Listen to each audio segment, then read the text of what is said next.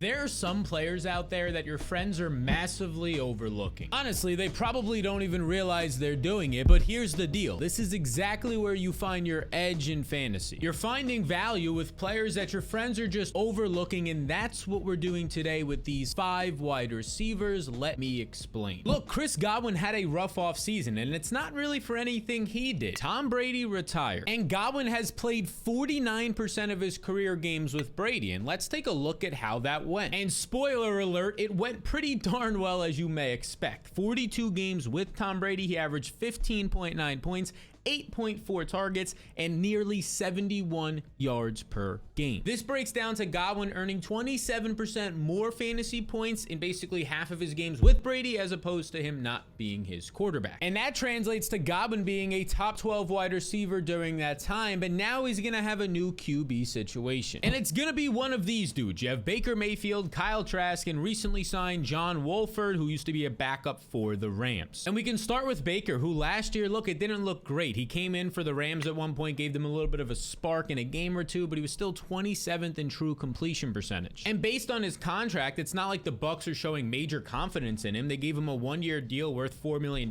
which for the quarterback position is basically nothing. Baker is coming off of averaging just 180 yards per game last year, but when he was playing with the Rams, Cooper Kupp wasn't there, so that's worth mentioning. Now let's look at Kyle Trask. Trask is an interesting player. He was taken late in the second round of the 2021 NFL draft by the Bucs out of Florida. And his final 2 seasons at Florida were pretty good, as you can see right here. His efficiency, anything over 7.5 yards per attempt is good. He was at over 8, nearly 10 his final year, completing around 68% of his passes. He was throwing 25 touchdowns to 7 interceptions his junior year. His senior year, 43 touchdowns, just 8 interceptions. But this is all great. He only has 9 career NFL pass attempts, and we know it's a totally different ball game. So it's more likely that one of those 2 guys is going to be the quarterback over John Wolford to start the season. But the good news is that Chris Godwin is still in his prime, and you can see for yourself. He was 6th in yards after the catch. He was 10th in targets per game, so he can still earn targets, and he was top 15 versus man coverage. He knows how to get open. So look, here's your takeaway. Yeah, this offseason in this situation isn't great for Godwin, but it's already reflected in his average draft position. Because Godwin goes as the wide receiver 29 in drafts, and on some platforms, he goes as the wide receiver 35 in that mid-range, and he's going after Michael Pittman. He's going next to Jackson Smith-Njigba, who's the wide receiver 3 for the Seahawks. It's interesting because Godwin hasn't finished that poorly around the wide receiver 29 range in about 5 seasons. So this reminds me of Seattle last year with Geno Smith, DK Metcalf falling in drafts. Get Chris Godwin, bet on the volume and the talent. And then I'd like to make you aware of this man, Deontay Johnson, who goes even later than Chris Godwin in drafts, and he is a must-have. Because as you can see in StatMuse right here, Deontay Johnson last year ranked 6th in targets. The only guys ahead of him were Stephon Diggs, CeeDee Lamb, Tyreek Hill, Devontae Adams, and Justin Jefferson, a bunch of studs. Which means that he had more targets than guys like Jamar Chase and AJ Brown, and now here's what you need to know. Despite seeing this heavy volume, he ranked just 39th in fantasy points per game amongst receivers because he had zero touchdowns. Check this out. Last year, the Steelers had 12 touchdown passes, and this is in reverse order, worst to best. That is the dead last rank in the NFL, just 12. That is less than 1 per game. And what you're seeing right here is the most unlucky receivers in the league. How many points they scored compared to how many they were expected to score based off their volume. Deontay Johnson, the second most unlucky. But if you take out the small sample of Desmond Patton, who ranks number 1, it's actually Deontay as the most unlucky receiver. And an easy translation is, based on his usage where he was seeing his targets, he was expected to score 7 touchdowns but had 0. This would have placed him in the top 15 amongst receivers last year for fantasy, which is an important note to remember because right now he goes as the wide receiver 38 after his own teammate George Pickens, who was 42% worse at earning targets last year. And there's no real added competition for 2023. Chase Claypool left last year during the season, went to the Bears. They didn't draft a single wide receiver in this draft, and the only key name they added, if you want to call him a key name, is Allen Robinson, who they basically exchanged 7th round picks for to get him, so they don't value him that highly. And he's coming off of a brutal season. He was 92nd in wide receiver efficiency. This is back-to-back years of this dropping. He's now turning 30 this year, which is a trend. It continues to get worse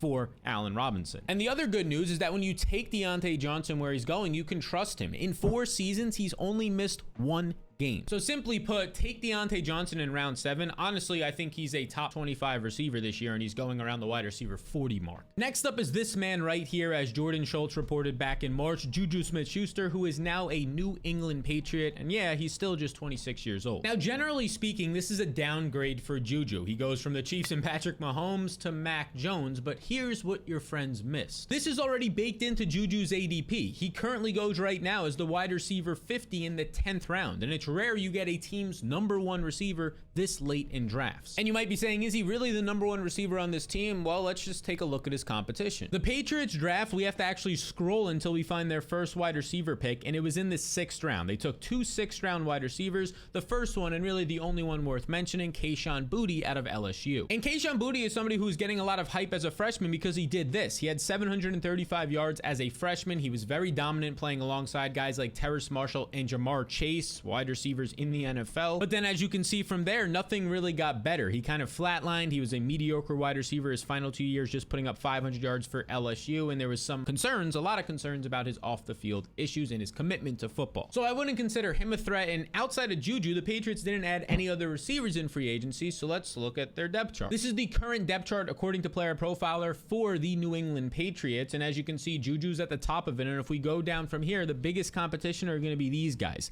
Devontae Parker, Kendrick Bourne, and Tyquan Thornton. And we can start with Tyquan Thornton, who was a smaller receiver but very dominant in college. A rookie last year, got hurt to end the season, but again, just 180 pounds, more of a field stretcher, not a true alpha #1. Then there's Kendrick Bourne, who we're looking at his efficiency stats from last year, and this is normally an efficient receiver, dropped off a cliff as he's now over 27 years old, 69th in wide receiver efficiency last year. And the final guy would be Devontae Parker, who's now going to be 30 years old and ranked 85th in efficiency last year. Again, not good. None of these guys are really threats to Juju, who is actually coming off his most efficient season, independent stats as well, not factoring in the Chiefs offense, since 2018. So take Juju, and now let's transition to a Giants wide receiver room that is worth a look. But who are we looking at exactly? Well, for starters, the Giants did add a wide receiver in the draft. They traded up for Jalen Hyatt out of Tennessee in round 3. And Hyatt broke out this past year. He ended up putting up nearly 1,300 yards. He had a 200-yard game and 5 touchdowns against Alabama alone. So there's something here to his skill set and his playmaking ability. I mean, he was named the best wide receiver in the country for a reason. He has some concerns, but that's to be expected from his 3rd-round capital. And then the Giants were extremely active in the offseason. It started right after the Super Bowl. February 18th, they signed Isaiah Hodgins. They re-signed him. They re-signed Sterling Shepard. They signed Jeff Smith. They add some free agents in Paris Campbell and Jamison Crowder. They re-signed Darius Slayton. I mean, they just continued to get more and more wide receivers who are similar builds as like 170 to 190 pound wide receivers. But there's one guy who, in my opinion, you want compared to the rest of these dudes. And that would be Darius Slayton, who checks a lot of boxes for interest in fantasy football. The first one being, well, he signed the biggest contract. He's the highest paid Giants receiver, a 2-year deal worth $12